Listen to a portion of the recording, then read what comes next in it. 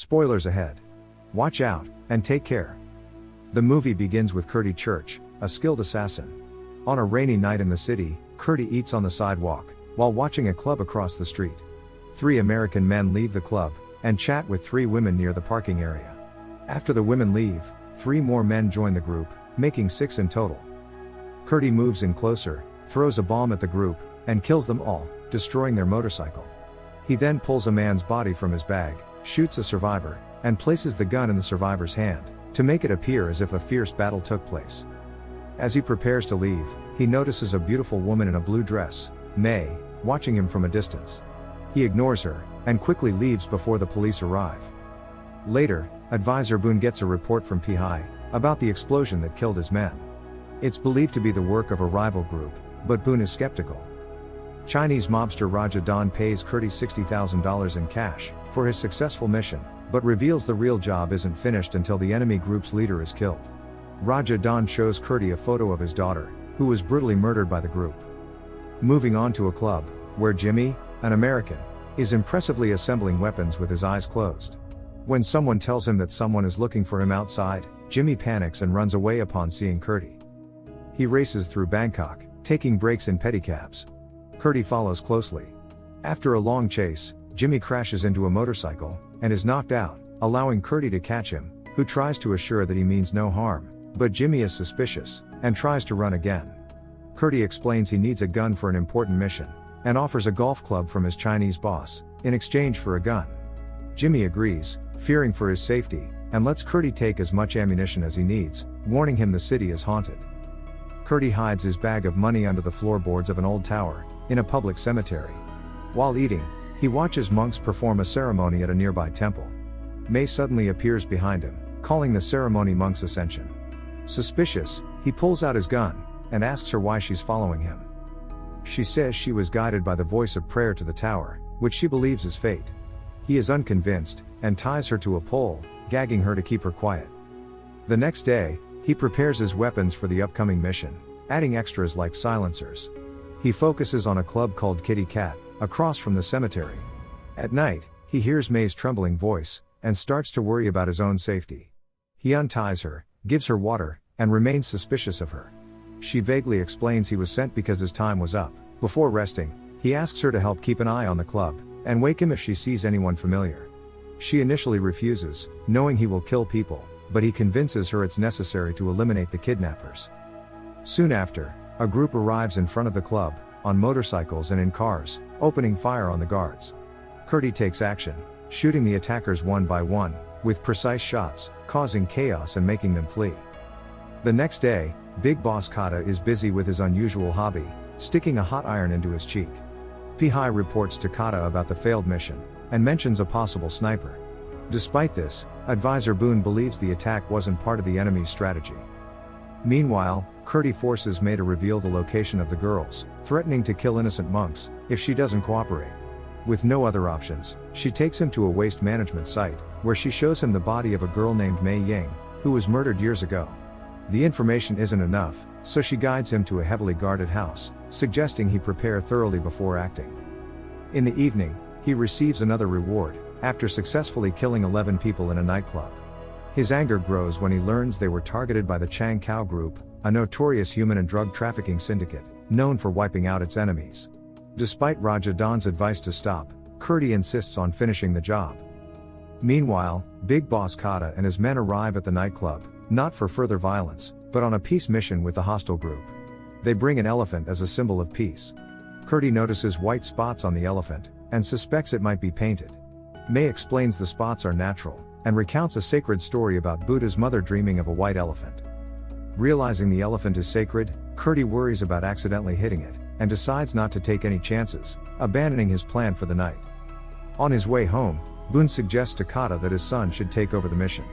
However, Kata doubts his son's ability, as he is rarely around. The next day, Curdy visits Jimmy at the club. He easily beats up the men who try to stop him, and opens the door with such force, it shocks the girls inside.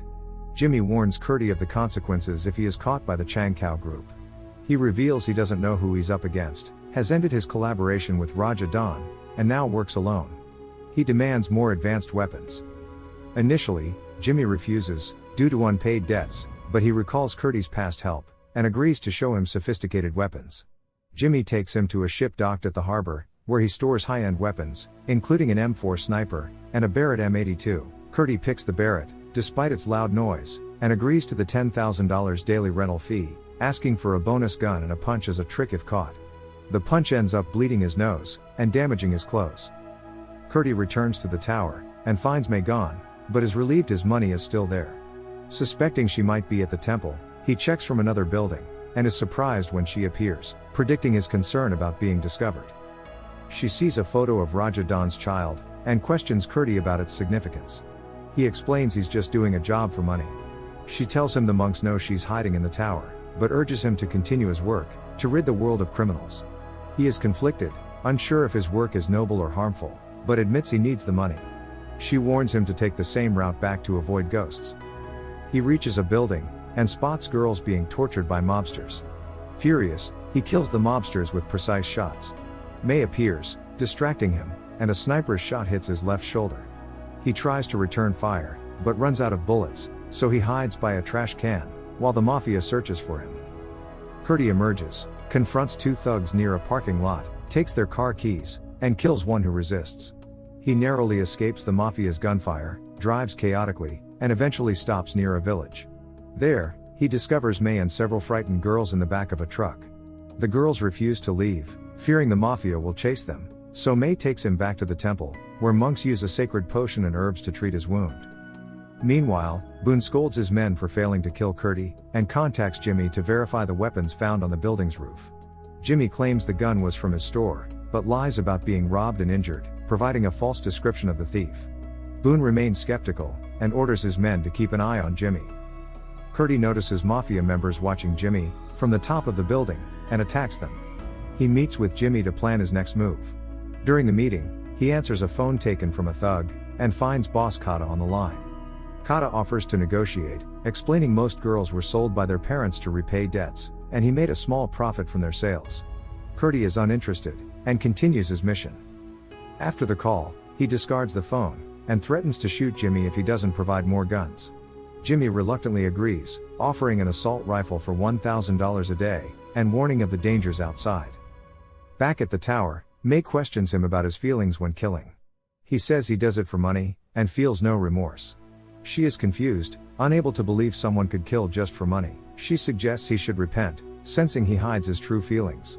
When the monk rings the bell, he realizes she has left, and sees her heading to the temple. He tries to contact Raja Don for the remaining payment, but is ignored.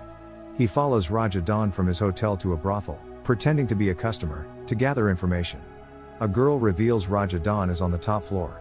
When the girl screams, thugs start chasing Curdy. He defeats them, and breaks into Raja Don's room, and demands Raja Don fill his bag with money, and explain the true motive behind his work. Raja Don doubts his concern for the girls, and offers him an extra job, to kill Boone's advisor for $1 million. Curdy is intrigued, but questions, why not kill the big boss instead? Raja Don explains the big boss is sick, and may not have long to live. Meanwhile, mobsters torture Jimmy, pressing sticks into his bones. Unable to endure the pain, Jimmy reveals Curdy's name, but insists he doesn't know who Curdy works for. The next day, the big boss receives a report, every hospital has been checked, but there's no sign of Curdy. Boone suggests involving the police, in the alleged kidnapping of several girls. Raja Don, eager to prove his reliability, offers to help catch the sniper. Jimmy, still under the watch of the mobsters, pretends to go to the bathroom, to contact Curdy. He warns that Chang Kao has discovered his identity. He asks Jimmy to do one last thing, adopt May, and send her to school until she graduates. He also tells Jimmy to come to the tower to pick up May, and collect the gun rental money. After their conversation, Jimmy discards his phone, which is checked by the thugs. Raja Don arrives, pretending to offer cooperation to capture Curdy, while secretly orchestrating the events. Curdy gives May a white dress as a gift, which makes her emotional. He thanks her, and says he's leaving, instructing her to wait at the tower for someone. At the airport, he receives a call from Jimmy, who says he has collected the money, but May is missing from the tower. Curdy realizes he's been set up by Jimmy, when mobsters arrive at the airport to arrest him. After beating up one of them, Curdy steals a car, and drives to the tower, only to find the monks killed, and May gone. He drags a dead body out of the tower, and follows the mobsters' convoy to the big boss's house. The mobsters realize they've been followed, and open fire. Kurti speeds his car into the wall of the room, where the big boss and his men are gathered.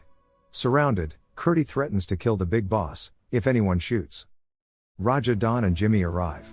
Raja Don plans to kill Kurti before he reveals everything, but Jimmy shoots Raja Don first, getting shot in the stomach in return. The big boss learns his son orchestrated the murders, and orders his men to bring in the girls. Kurti asks about the girl kidnapped from the temple, but Boone says no one was taken, only the monks. He shows a photo of May, but the big boss says the girl in the photo died 30 years ago. Kurti is left in disbelief, struggling with the revelation, a figment of his imagination, born from his trauma and guilt. May represents the helplessness and sorrow of human trafficking victims, as well as the lingering hope and goodness in his heart. The end. Thank you for watching. Subscribe if you'd like to see more videos like this. Turn on the notifications, and leave a like to help the channel out.